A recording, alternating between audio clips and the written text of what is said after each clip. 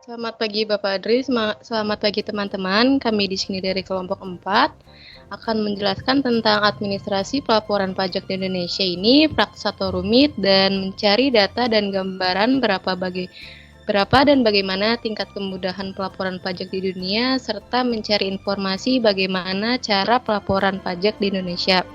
Kami dari kelompok 4 yang beranggotakan ada Kemar Rafif Muhammad, Muhammad Fadil Raharjo, Adi Fatan, Muhammad Dhani, dan saya sendiri Meliana Herda. Next. Pertama-tama di sini ada beberapa pengertian. Yang pertama ini ada pengertian pajak. Pajak ini merupakan kontribusi wajib kepada negara yang terutang oleh orang pribadi atau badan yang bersifat memaksa berdasarkan undang-undangnya. Dengan tidak mendapatkan imbalan secara langsung dan digunakan untuk keperluan negara bagi sebesar-besarnya kemakmuran oleh rakyat. Selanjutnya di sini ada pelaporan pajak. Pelaporan pajak ini merupakan elemen dalam setiap entitas di dalam melaksanakan kewajiban perpajakan terhadap pemerintah. Nah, pelaporan pajak ini khususnya bagi perusahaan yang berbadan hukum dengan pendekatan penghasilan seharusnya dapat memproyeksikan sisi profit yang diterima. Biasanya juga wajib pajak ini diharapkan dapat melapor peredaran usahanya dan juga total penghasilan-penghasilan lain di luar usahanya dalam SPT tahunan dan data secara kualitas mengenai peredaran usaha dan penghasilan lain secara real. Maka sepatutnya disampaikan dengan baik dan benar oleh pihak wajib pajak. Yang terakhir ada administrasi pajak. Di sini adalah pencatatan, penggolongan, penyimpanan, dan layanan terhadap kewajiban dan hak wajib pajak yang dilakukan di kantor pajak maupun di kantor wajib pajak. Nah, ini juga merupakan kepentingan bagi negara sebagai pemungutan pajak dan wajib pajak sebagai pelaksana hak dan kewajiban pajak. Untuk slide selanjutnya akan dijelaskan oleh Fadli. Selanjutnya ada tujuan.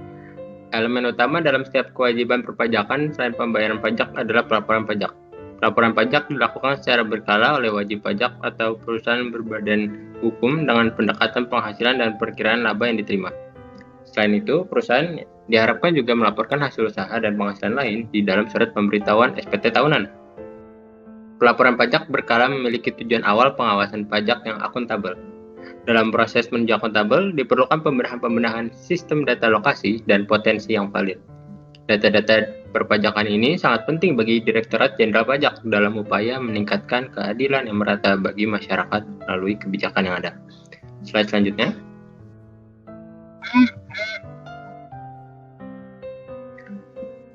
Di slide ini ada carilah data dan gambarkan beberapa bagaimana tingkat kemudahan pelaporan pajak di dunia.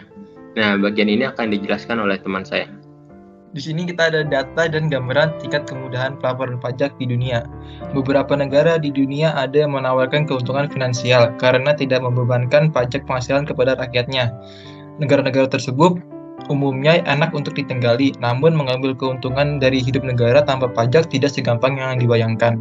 Kita bisa ambil contoh, seorang warga Amerika tidak dapat menghindari pajak penghasilan yang harus dibayarkan kepada pemerintah Amerika hanya dengan dia pindah ke negara lain. Tapi selama orang itu masih menyandang status kebangsaan Amerika, maka dia dimanapun berada harus tetap bayar pajak ke negara Amerikanya itu.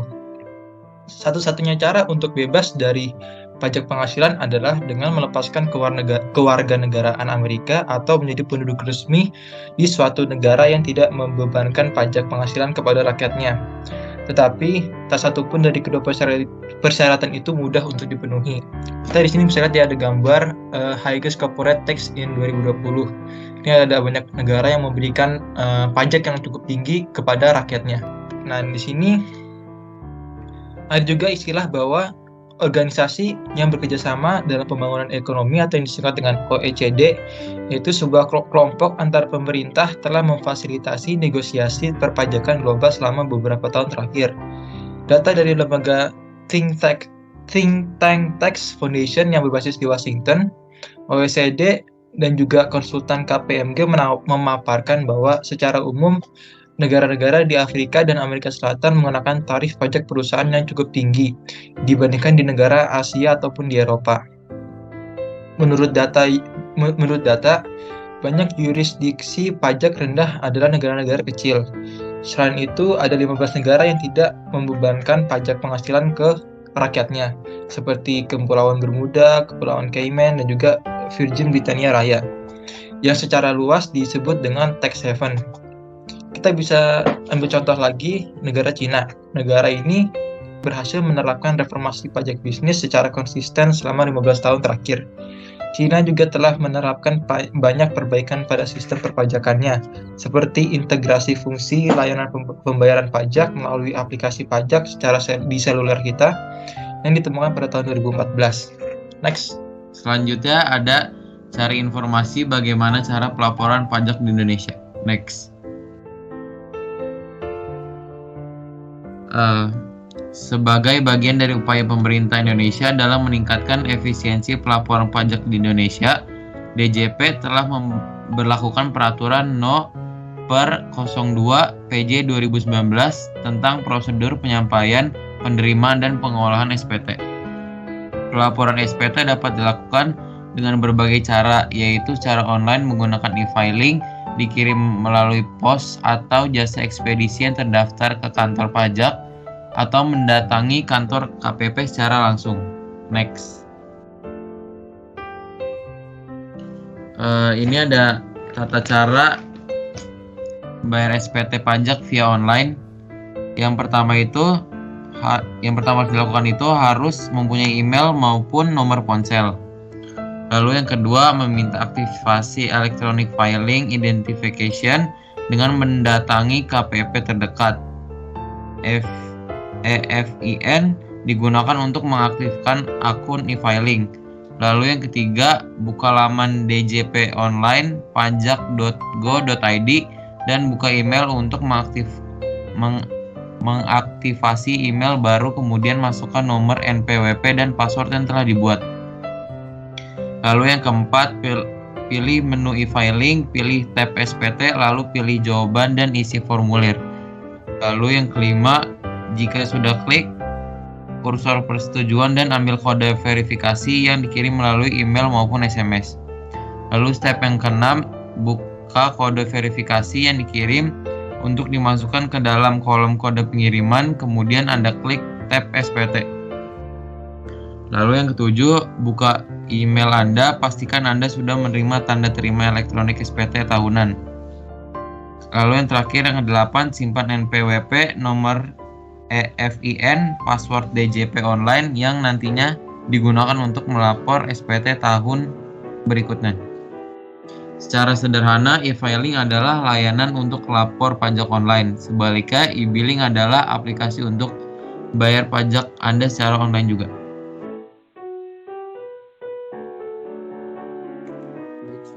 Ada contoh cara lapor SPT pajak via online. Opsi pelaporan selanjutnya adalah secara konvensional atau langsung bisa menemui petugas di kantor pelayanan pajak pertama terdekat atau KPP terdekat. Di sana, wajib pajak hanya perlu mengisi formulir SPT tahunan yang tersedia dengan benar, lengkap, dan jelas. Kemudian serahkan formulir tersebut kepada petugas. Jika sudah, wajib pajak akan diberi tanda bukti pelaporan SPT tahunan.